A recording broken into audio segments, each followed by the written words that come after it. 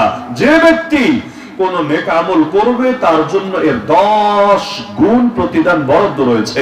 এমনকি হাদিসে কুদসিতে আছে, আল্লাহ রাসূলকে বলছেন, উনফিক আলাইক, কেন তুমি খরচ করবা, আমি আল্লাহ তোমার জন্য খরচ করব, তুমিও খরচ করবা, আমি আল্লাহ তোমার জন্য খরচ করব। এমনকি ডেইলি ফেরেশতারা দোয়া করতে থাকে আল্লাহর কাছে, আল্লাহুম্মা আতি মুনফিকান খালাফা ওয়া আতি মুমসিকান তালাফা, হে আল্লাহ যারা খরচ করে তুমি তাদেরকে এর বিনিময় দিয়ে দাও, আর যারা ধরে রাখে দেয় না তুমি তাদেরকে বরবাদি দিয়ে দাও।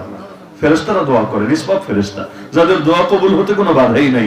এজন্য আল্লাহর রাস্তায় খরচ করা, এই যে খরচ করা, ব্যয় করা, এর আরবি শব্দ হলো ইনফাক। আরবি শব্দ কি? ইনফাক। ইনফাক শব্দের মূল অর্থই হলো, এই নুন ফা কাফ, এর মূল অর্থই হলো এমন সুড়ঙ্গ, এমন সরু সুড়ঙ্গ, একসাথে বেশি ঢোকা যায় না। একজন ঢুকলো সে বের হলো, আরেকজন ঢুকলো সে বের হলো, আরেকজন ঢুকলো। তাহলে আল্লাহর রাস্তায় ব্যয় করা, এটা বোঝানোর জন্য এমন একটা শব্দ ব্যবহার করা হলো যেই শব্দের মূল অর্থের মধ্যে সুড়ঙ্গ আছে। মানেটা কি? মানে আল্লাহ পকেটে যা দিয়েছে বের করো আবার দিবে, আবার বের করো আবার দিবে, আবার বের করো আবার দিবে, তুমিও দিতে থাকবে, আল্লাহও দিতে থাকবে। এজন্য ছোট যখন আমরা ছিলাম, ধরেন বড়ই গাছে ফল হয়েছে, ফলগুলো পেরেছে, এরপর লোকে ধরে বড়ই গাছে ডাল কেটে দিচ্ছে, দেখলে বড় মায়া লাগতো, আয় আয় কাজটা কি করলো, গাছটা ফল দিল আর সে গাছের কোপানি দিল, এটা কোনো কাম হইলো? গাছের ধন্যবাদ দে, গাছের উপকার কর, কিন্তু গাছে দিল ফল, সে দিল কোপানি।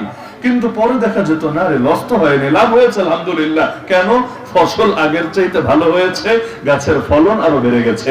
তাহলে ওই যে কোপটা দিয়েছে এটা হলো যাকাত, আল্লাহ রাস্তায় দান করেছে।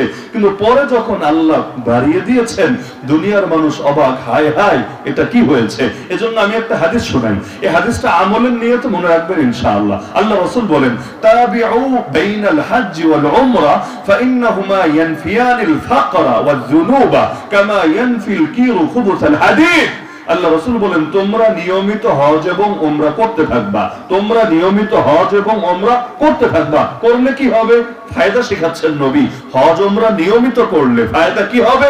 নবী এক নম্বরেই বললেন, এই হজ এবং উমরা তোমার অভাব, অভাব বুঝেন তো, দারিদ্র, তোমার অভাব এবং পাপকে এমন ভাবে দূর করে দেবে, কামারের দোকানে যে হাপড় থাকে, হাপড়, ওই হাপড় যেমনি ভাবে লোহার জং দূর করে দেয়, তোমার জীবনে যত অভাব আছে, তোমার যত পাপ আছে, এই পাপ আর অভাবকে দূর করে দিবে। তো পাপের কথা পরে, অভাবের কথা আগে। মজার বিষয় না?